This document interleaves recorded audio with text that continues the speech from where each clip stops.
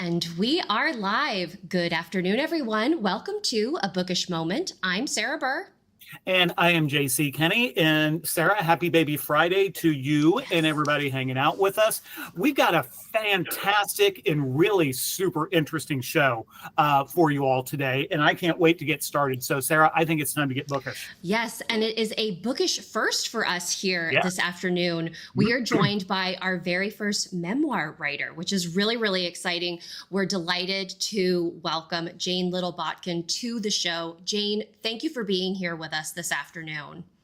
Thank you. I'm very happy to be here. Thank you. This is, I am already like preparing myself to a couple of our past shows. I have like teared up on camera because our conversations have just been so moving and just so amazing. So I'm preparing myself for that today because your story that you share in your memoir, The Pink Dress, is it captures so much of the human spirit, of the human struggle. And it was such a journey to go on with you while reading the pages. And I can't wait to dive into your process, to talk about some of these events that really shaped your life. But before we get into the nitty gritty, do you mind just kind of sharing a little bit about yourself, your writing journey, perhaps with our viewers who may not be familiar with you and your work? Sure. I'm a late bloomer. I didn't even start writing until when I was 58. I started researching. I'm normally a nonfiction Western biographer. I love the West. I've grown up in the West, and so that's just what my bent is. But I didn't actually start doing it until I was 58. I didn't publish my first book until I was 65. And everybody, I'm 72 years old. So, and this is my third book. My fourth book is almost finished. But the memoir was different. COVID happened. And when COVID happened, I couldn't go out to research for the books that I was currently working on. We were all shut up. And so, and right before that, just before COVID happened, which I think was in March of 21 or 20, it was 20, I had been to a Western women's writing conference in San Antonio. And as we do, we'd always meet up in the bar. You think mainly it's just the men that do that, but it's not. The ladies go in there too. And I was sitting down with a bunch of gals, all different ages, and a literary agent. And we just got loose tongues, in the bar. And I started imitating something that had happened to me at the Miss America pageant back in 1971. And I mentioned that my handlers were Richard Guy and Rex Holt. They're known as the kings of beauty pageants. And the literary agent sitting at the table went, "Oh my gosh, I know who those are. Are you writing about them?" I said, "No, I'm not writing about anybody." But I had told them a funny story about sneaking downstairs when I'd been on a rigorous diet and a huge cake laying on a banquet table, and how these gals and I, four of us, including myself, ate most of this cake that a contestant from East Texas had laid out to win Miss Congeniality. And it was a huge cake. And I imitated what I did and what she said the next morning with her accent, my cake, but we had eaten the cake during the night. And so they thought that was a hoot. I should tell the story. Well, COVID came and I didn't have a story to tell. I couldn't go research. My mother had passed away a couple of years before then, and I started thinking about it. And then I decided, well, I guess now is the time. And it was a great time to do it because my mother does play a role. She's not a stage mom. And I don't want to say this is mommy dearest because it's not. It's just she was a product of the time period. Mm-hmm. And so I could look back on it clear-eyed at this point. So I did, and now I'm back to writing my other biographies, and this book is like, oh my gosh, now I have to do things I didn't ever do with these other books for university presses. So this is exciting to be here and talk about it. Well, again, we're just thrilled to have you here. And the origin story that you're talking about how this came to be, isn't that just like typical of the writing community, where it's like you're sharing something and they're like, you know what, you have to write it, and you just get that encouragement. And I'm so happy that you were given that encouragement, because the story that you give us is so insightful. And for me, it was just like very, very illuminating to the time period that you're describing. It takes place primarily in the 1970s, and but you do begin your story by sharing kind of your last times with your mom, and kind of doing some reflection in those moments when you were putting together these stories, the memories that would become the memoir. Did you have that structure already in mind of like, here's where I am, and let me go back and kind of think about how I got here? Or was it something that kind of just naturally evolved during the process? You know, writing a memoir is so personal, but at the same time, I really didn't intend to get as deep into my mother's story as it happened. And as I started writing, going in chronological order, which is what most people will start to do, I started realizing, oh, well, my mom was more involved in this than I thought. One of my good friends is the former editor-in-chief from the University of Oklahoma Press, and he's a man. And this is a book that men do read as well as women. And some of the things that I saw I thought were essential, he didn't, or he'd say, you know what, you need to move that.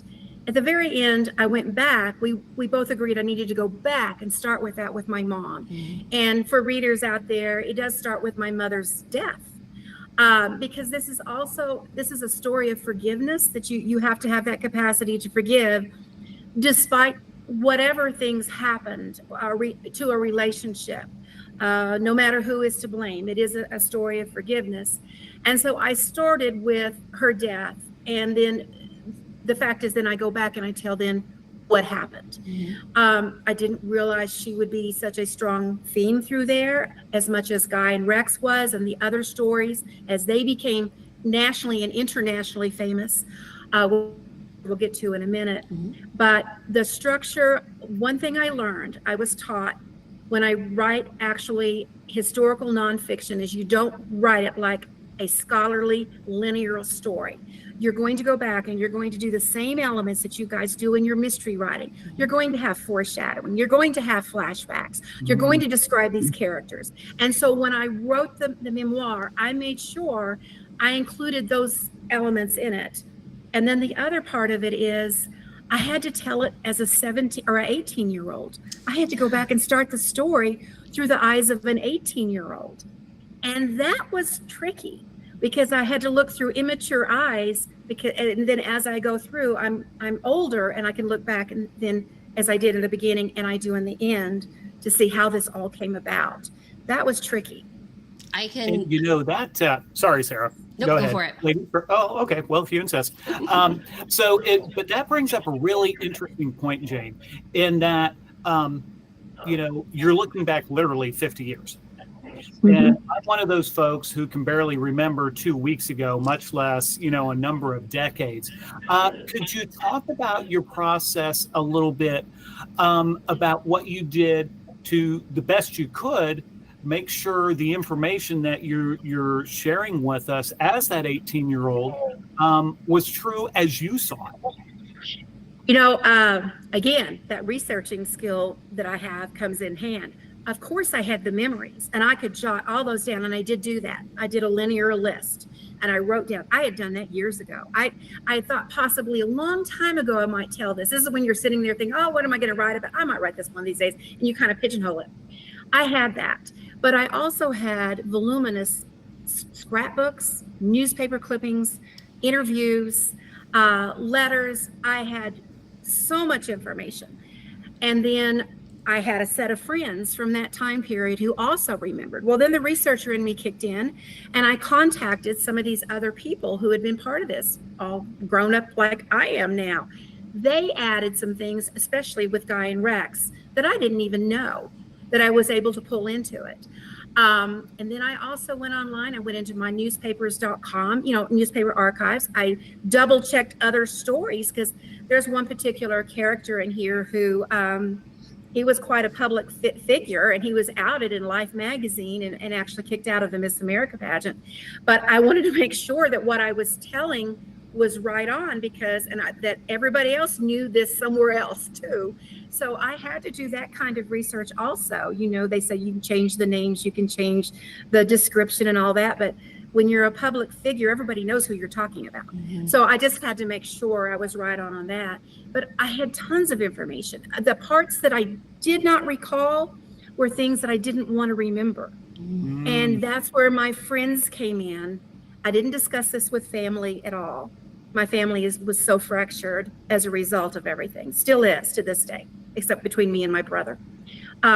So my friends, the people who were close to me, were essential. And then I talked to some other former Guy Rex girls, and we'll talk about that term, I'm sure, other beauty queens from that time period who also helped fill in some blanks.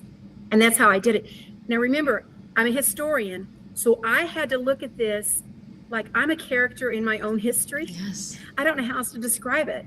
I had to look at that counterculture era, what was going on, and then place myself in it with my memories. And I think, Sarah, that's probably what, with you, your age, the girls who don't know this is what women my age, my age now, but when I was 18, 19, 20 years old, into my 30s, what we were dealing with at that time period is so unbelievable. You know, hey, we paved the way for you guys. You did. So, but anyway, yeah, so I had to look at it that way historically. And you had mentioned that this was a story about forgiveness and kind of learning to let go. But there's also this current of a young woman who is forging ahead to find her way in life and to take the opportunities that are there, but also, you know, getting yourself out of situations that the time period had really forced you to be in. And one of the things that I thought was so clever from a characterization standpoint, because you're right, and the fact that like these are real people that you're talking about, but they're also the characters that you present to us. And there is a distinction that you make between the spelling of Janie, where it's either EY or IE, and who is using Janie in your memoir.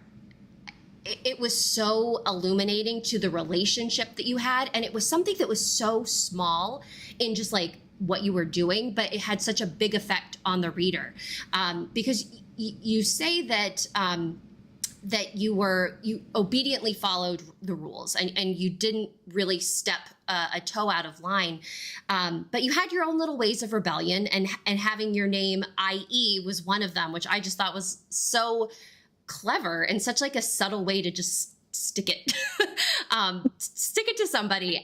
But yet then you take this huge risk by saying, you know what, I am going to go and audition to be in this beauty pageant. And I think the quote was, or it was something along the lines of, you tell people, or that you had kind of said that you had done it on a whim, just as like kind of conversational, but it was really like you were asked to do it and you didn't feel that you could say no.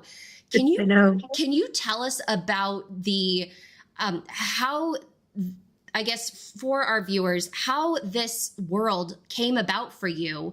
And we've mentioned them quite a few times at this point, Richard Guy and Rex Holt, and how these figures just like took control of your life and propelled you forward. Certainly. When I was a kid growing up, we always watched the Miss America pageant. This was a big deal. Every September, I don't think it's in September anymore, but this is what we used to do. We'd watch the Miss America pageant, and my family included.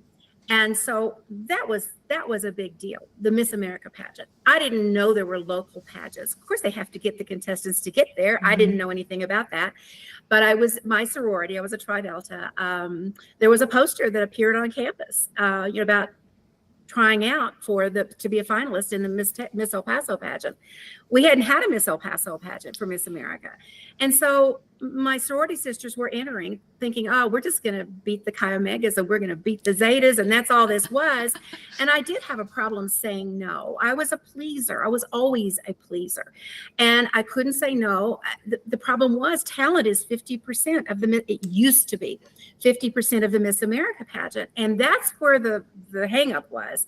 But I said I would do it because I couldn't say no. And that happens a lot. I actually get where I will not do that anymore as this story goes. I get pretty bold, as a matter of fact, finally. But it was an era where, girls went to college to get Ms. degrees. They didn't go there to get an engineering degree or a law degree. You went to find and meet a husband. And that's exactly what my mother figured I would do. And then I would teach. She had it all worked out for me. But I entered this pageant and didn't expect to win.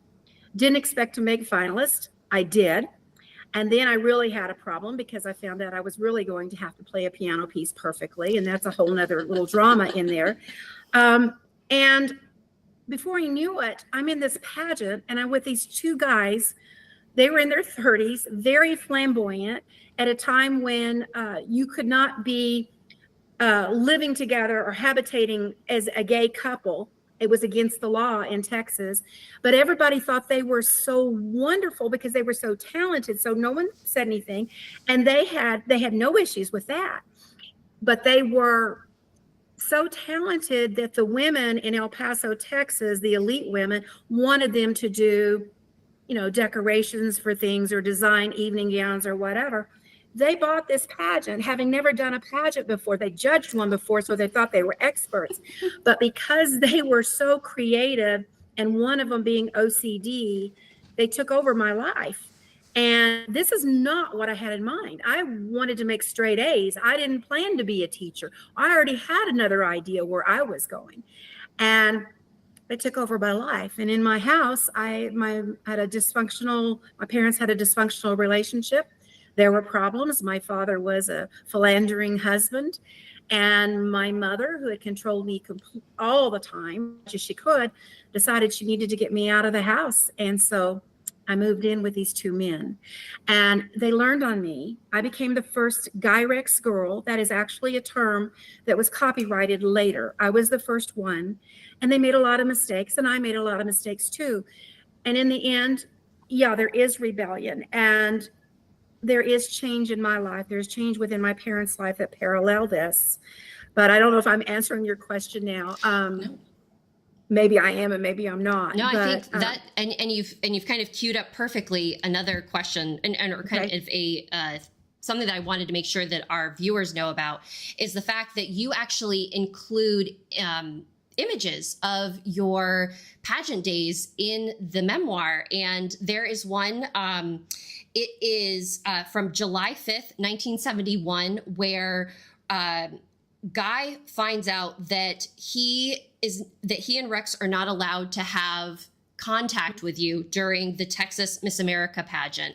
And you have captured it. A worried Richard Guy reads the rule book, and you say how thrilled you are that you won't be able to have contact with them. And it's just like such a powerful moment that's captured in not only in film, but just the your obvious, like, this relationship that you had with them was tumultuous. And gosh, just like the being the first and having them have to like learn as everybody's going along, the pressure that you must have felt as a people pleaser. What kept you going through it? Well, the thing that got me to be a rebellious with them, the reason I was so happy was they starved me. And right off the bat, they put me on they stood me in front of a mirror. They stripped me down. Believe me, I got over that real fast too. About stripping down my underwear in front of men.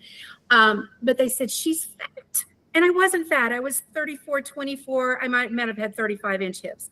They put me immediately on a 900-calorie diet for 6 weeks. And they wanted me to lose 9 inches. And I did 3 inches. I ended up being 31, 21, 32. Those were my measurements. You could see my ribs in my back. And so they monitored every bite I put in my mouth. And every time I could escape from them, I had to go to a piano lesson. I would stop off to a Circle K and I'd buy gooey buns and American cheese, and I would just gorge on them because I was so starved. And eventually we had a turning point where I quit. I said, I'm not doing this anymore. And they had invested so much money and time in me, and we had to get that worked out. Of course I came back. But at that point, I realized then I'm going to be in charge here. And one of the things that did it was they brought out the pink dress.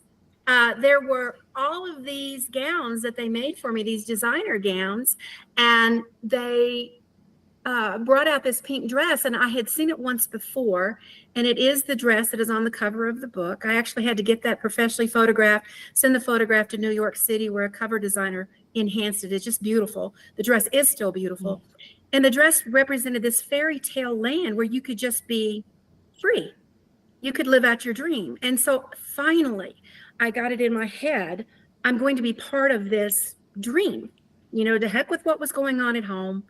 The grades were still an issue back behind me, but I went ahead and thought, okay, I can do this, and that's the one thing at Guy and Rex.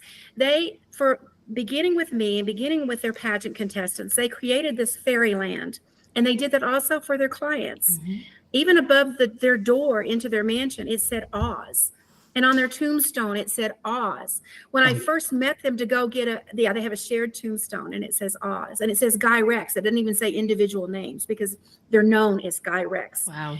When I first walked into their big home where I was going to get my first fitting, they had just gotten back for trying to buy Dorothy's ruby red slippers. They only had $200, but they were auctioned for $14,000. They've been stolen since then.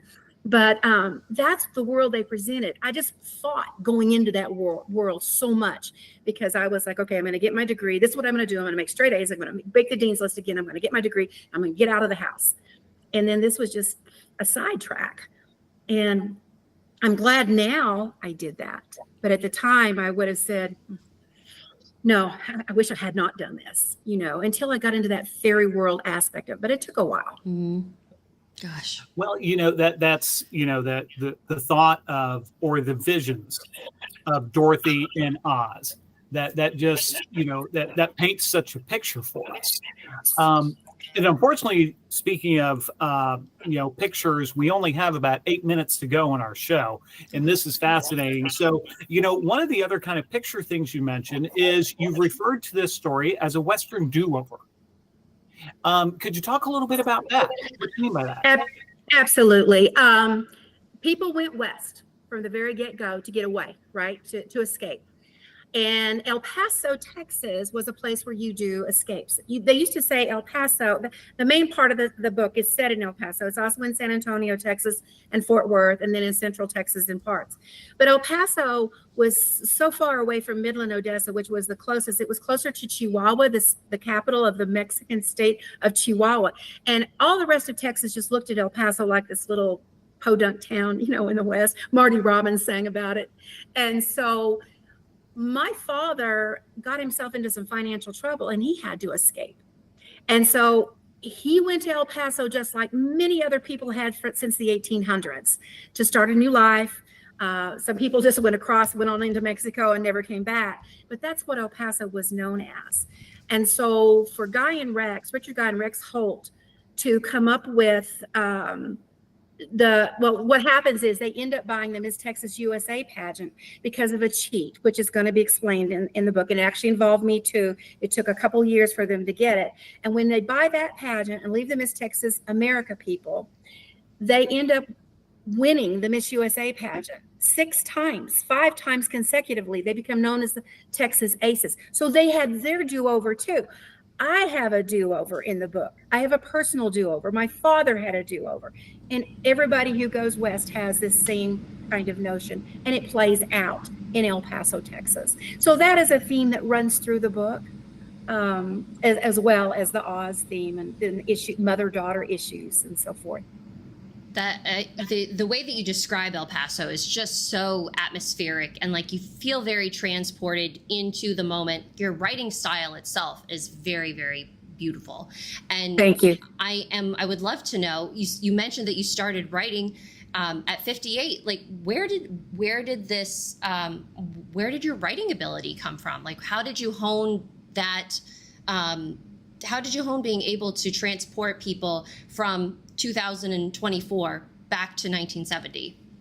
You know, I never thought I could write at all. I think I look back, I did a ready writing when I was in high school. I think that was about it. I never thought I could write. And I taught English, and my students wrote so much more beautifully than I did. I used to read their stuff and go, oh man, I wish I could do that. It was creative writing. I think that the writing, you hone your writing, as you know, from practice. It's like sculpture. And when you take a particular book, you sculpt it and you sculpt it and you sculpt it and you mold it until you get it where you want it. And all the time you're having to make it concise, which is really, that's the rub, is having to shorten it. But I think with The Pink Dress, I finally found my peak. You know, I'd had the practice on doing the other books, and you take risks. And then I have good beta readers.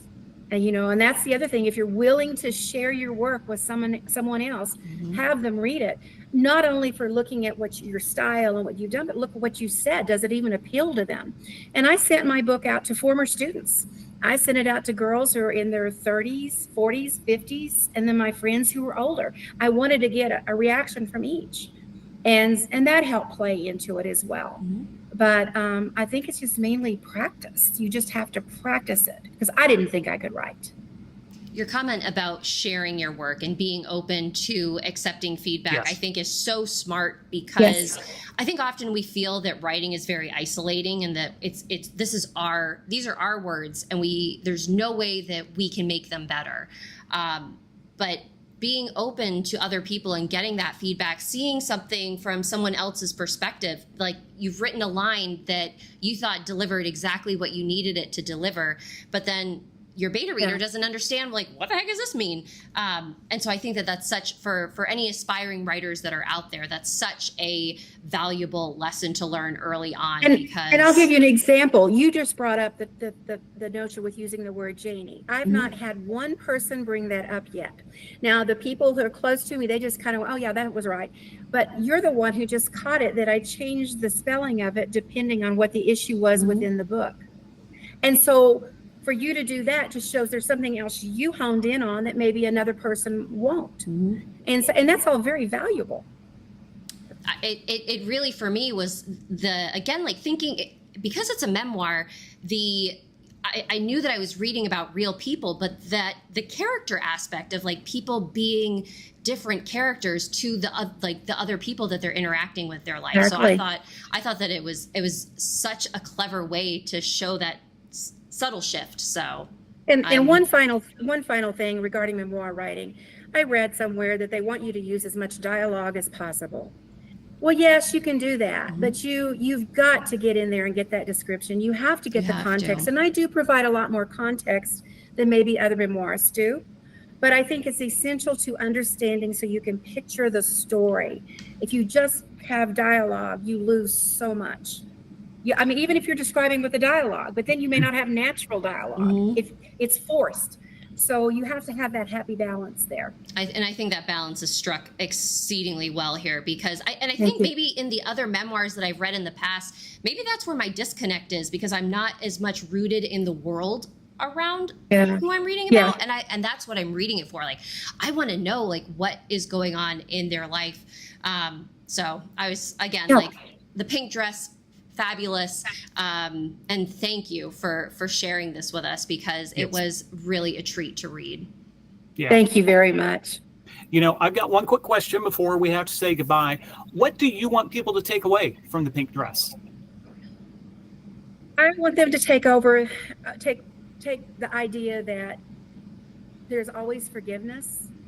Again, I think that is the essential, that do-overs are possible, and that you can always forgive. It may come years and years later, as mine does, but I think that's the essential part of life, is that you've got to be able to do that to have happiness. That is a great message, and definitely one that I will fully admit that I love to hold a grudge. And so, but seeing how this plays out, it's like, you know what? Like, there might be a happier, healthier way to approach things. So You said you have to have that right maturity, the ability to look back at it mhm. and to reflect. And we don't take enough time to think and reflect. I think that's probably what the worst problem is today. Mhm. We don't take the time to think often. So I would very much agree. And this time has Thank just flown, you. Jane, and this has been absolutely wonderful. For our viewers who would like to stay connected to the work that you're doing, you mentioned that you're working on another project right now. Where can they find you, and maybe what's in the pipeline for you? Sure. I am writing the biography of Mary Ann Goodnight. It's called A Breath of a Buffalo. It sounds like it's disconnect. It's not for Mary Ann Goodnight. She was the wife of Charles Goodnight of the Goodnight Loving Trail. And if you ever watched Lonesome Dove, McCall is based on Goodnight. Mm-hmm. But she was the one who saved the bison calves after the mass bison extermination. Saved 4 calves, and from then restarted the southern bison herd, or they would be extinct. Oh my goodness! And so, yeah, it's a fabulous story. It's a great story. So I'm working on that. I'm hoping to have that out in 2026. People can follow me at janelittlebotkin.com. I'm also on Facebook and, on Twitter and on Instagram, not as much Twitter as I'd like to be. But yes, just look me up on my website, janelittlebotkin.com. You can Google me online and you'll find me everywhere. And you can find the pink dress at any bookseller. So whatever your favorite bookseller is, you can order it or buy it. It's just been out 2.5 weeks. Congratulations. Congratulations. Yeah, thank you. I'm excited. That's fabulous. And the story, thinking that like bison could have been extinct, just like, oh my gosh, there were only 500 left. Oh my when gosh. They got finished with it. Just 500. That's it in the entire country. I hope when the time comes and that story is out in the world that you might consider stopping by and chatting with us again, because that would be I would love to. That would be amazing to talk about and to learn the process that you go through writing a biography, and maybe the contrast between biography and memoir might be a fun difference for our viewers to see. So again, Jane, thank you so much for being here. It was wonderful chatting with you. And congratulations on the release of The Pink Dress, which is available at book retailers. In the show notes, I believe we have your website so people can connect with you and see what is happening in your world. For us here at A Bookish Moment, we are back next week on Tuesday at 4:30 p.m. in the afternoon. We also have a Bookish Hour next week at 8 p.m. on Thursday. So we have more fun in store. And again, to our viewers watching, thank you for being here. We appreciate you. And happy Thursday. Wishing everyone a wonderful weekend. And until we connect again, stay bookish. Have a good one, everybody. Thank you. Thank you so much.